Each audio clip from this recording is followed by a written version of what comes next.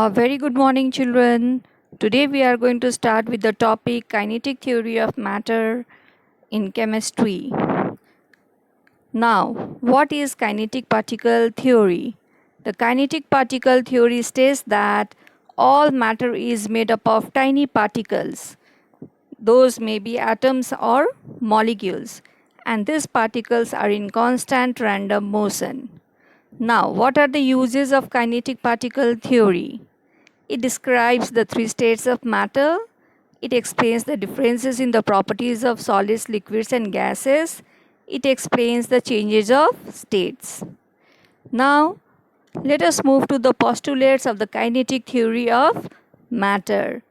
The main postulates are: number one, matter is composed of very small particles called atoms and molecules.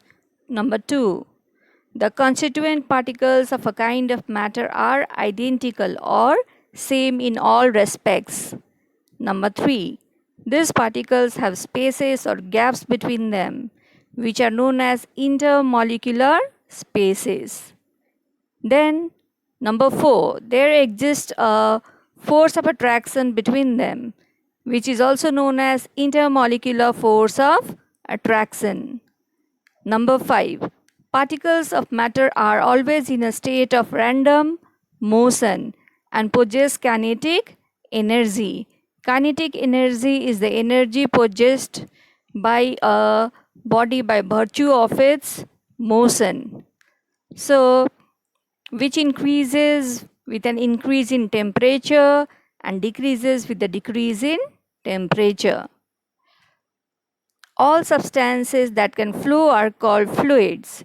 So you need to remember both gases and liquids can be called as fluids. Now let's see the kinetic theory of matter in details, how it is responsible for the three states of matter. Now solids has a fixed volume and shape, but it cannot be compressed. Reason: the particles are packed closely together in an orderly manner. There are strong forces of attraction between the particles, intermolecular force of attraction. The particles can only vibrate about their mean positions.